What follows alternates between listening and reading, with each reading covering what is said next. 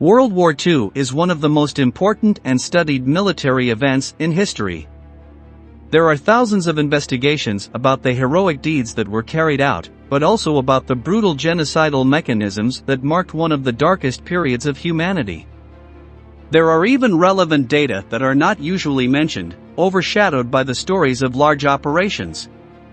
One of them is everything related to what the soldiers ate on the different battlefronts throughout Europe. Therefore, in this new episode of Military History, we are going to review what the rations of the different armies were like, and how the soldiers faced famine when their own food ran out. In war, food was always one of the most important things to consider. 2,500 years ago, in The Art of War, the Chinese strategist Sun Tzu recommended stealing supplies from enemies. According to the philosopher, a single ration of stolen food was worth 20 rations of your own, since it not only fed your troops, but also lowered the enemy's morale.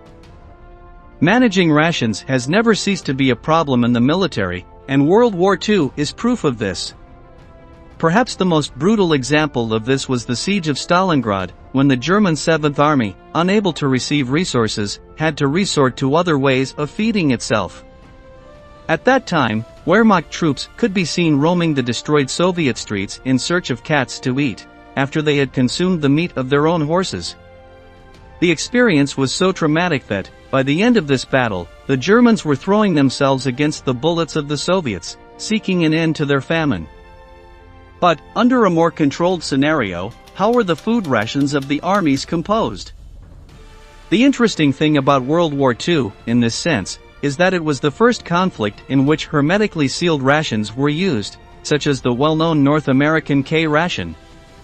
Until this point, with a few minor exceptions during World War I, armies brought field cooks to the battlefield, who were responsible for preparing food for the battalions.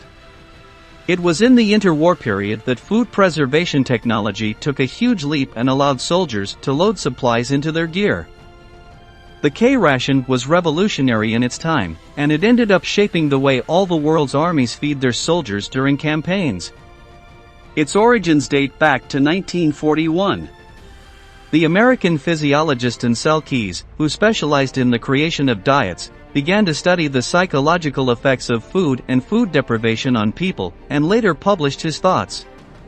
It was then that the US military called on the doctor to create a new type of individual, non-perishable, ready-to-eat ration that could be easily carried in soldiers' pockets during short-term combat operations. Keys did something very strange. Instead of staying in the lab, he decided to search the local markets for food that was cheap but provided the energy needed to maintain a soldier's physique in the stressful conditions of combat. Finally, he composed a portion of 870 grams, which provided about 3,200 calories. It was made up of crackers, pork sausages, vegetable compote, candy and chocolate. Then he tried the diet for a while with 6 soldiers. The men complained that it wasn't tasty at all, but Keys found that the combination provided enough calories to keep them fit. The taste problem, of course, was closely related to his experimenting on well-fed soldiers on a US base. When K rations first made their way to airborne troops stationed in Europe, they were hailed as a gourmet wonder. What had they been eating up to that point? Mainly vegetable soups, potatoes, bread, casserole meals whose main component was rice. Before the K ration, field cooks would throw whatever they had on hand into the pot. The scarcity of resources meant that nothing could be wasted, so the ingredients were not always in the best condition, or completely clean. The definitive version of the K ration was implemented from 1942, and was composed of 3 portions. Breakfast included canned ham, chopped eggs, and meatloaf, plus biscuits, instant coffee, water cleansing tablets, and a trail mix. Lunch brought portions of meat and cheese, crackers, 15 condensed milk tablets that would later be replaced by candies, and powdered fruit juices. At dinner, the main course was preserved pork rump stew, chicken pâté, or pork sausage. Soup cubes, cookies and a chocolate bar were also added. Starting in 1943, 8 cigarettes a day were added to this healthy ration. It is important to note that, to this day, military rations are composed in this way. Except for cigarettes, of course, which are now optional. Also, as a curiosity, it is important to point out that, during important missions such as the Normandy landings, the Allied commanders gave their troops an excellent ration, consisting of steaks, salads, and ice cream for dessert. This was because many of them would never taste another meal again. But the truth is that the K ration far exceeded the food of the German army. Apart from the field kitchens, or Dulashkanon, the Wehrmacht's transportable rations left a lot to be desired. There were two types, one for shorter operations, and one for longer trips. The first was called Alarmverpflegung, or emergency food. As its name implies, this handy ration was not intended to fully feed the soldiers, but was more of a snack. Literally, the idea was that the troops would get the necessary strength to stand on their two legs, and nothing more. Once received, soldiers had to consume it within 4 days, making it useful for short trips. It was made up of 700 grams of bread, 200 grams of cold meats, as well as hard biscuits, coffee, sugar, and 6 cigarettes. A breakfast of champions. Ideally, these rations were supposed to see the Germans between one meal in the war kitchens and another. But as the war progressed, the culinary strategy also had to change. When blitzkrieg ceased to be Hitler's main tactic, short attacks ceased to work and campaigns became longer. And longer voyages required longer-lasting rations.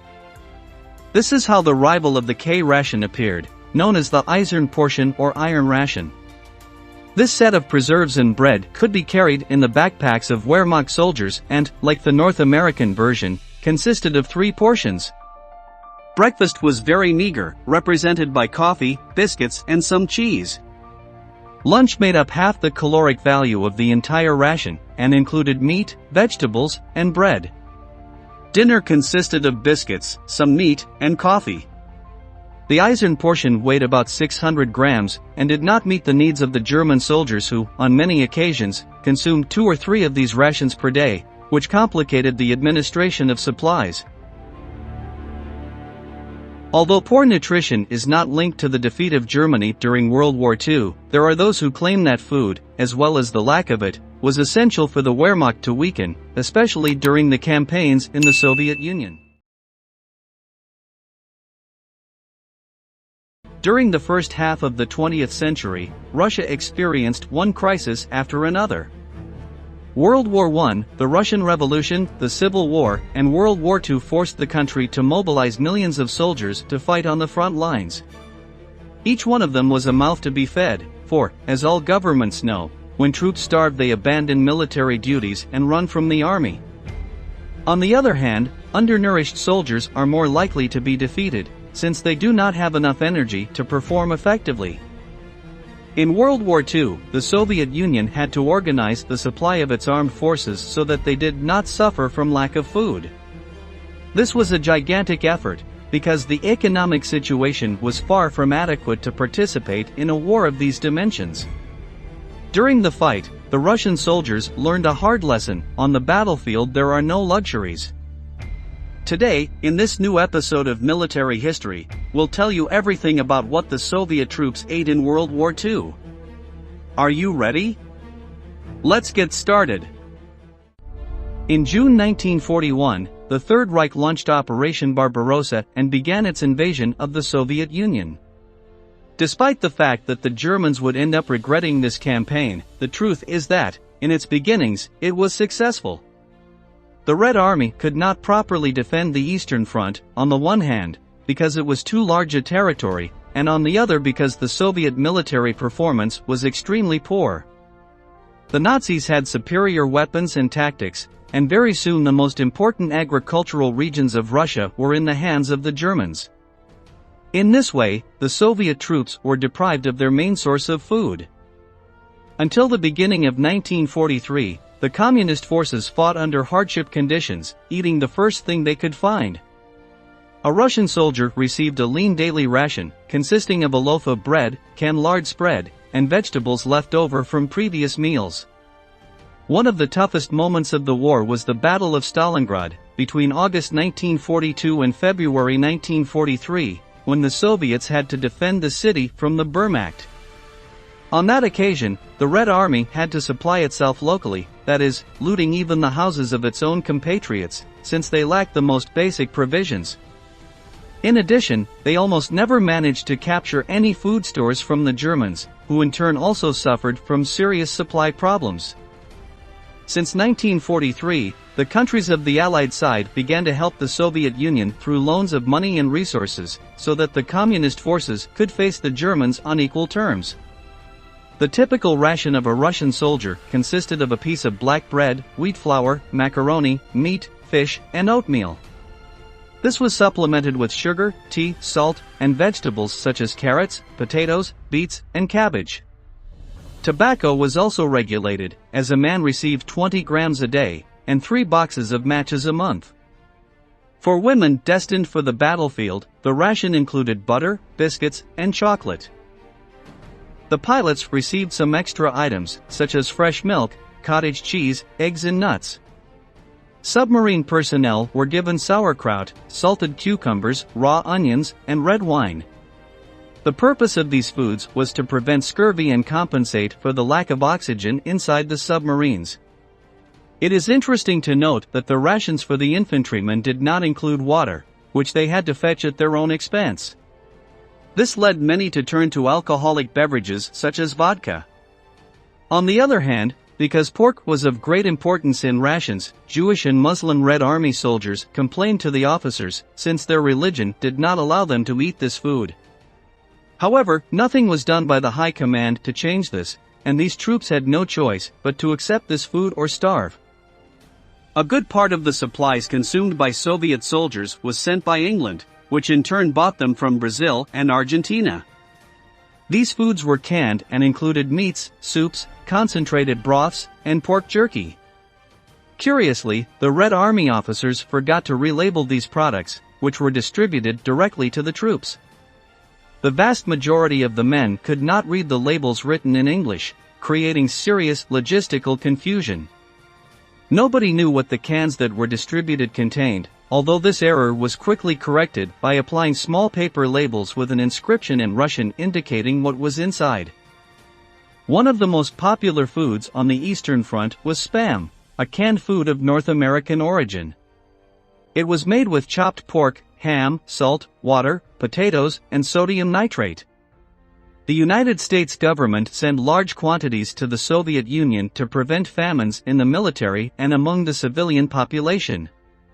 Its importance was so great that Nikita Khrushchev, the future Soviet leader, wrote the following in his memoirs: "Without Spam, we would have been unable to feed our men." When everything else was scarce, the Red Army troops received this as their only food, 3 times a day, 7 days a week. For his part, Stalin was displeased to see that his forces were massively consuming a meal made in the great capitalist power of the United States, so he ordered to change the name of Spam to Tashanka, so that at least it would have a Russian sound. As for the supply, the Soviets developed a dynamic system for the moments in which their armies were in the middle of a combat. The soldiers' meals were prepared in field kitchens located behind the battle lines.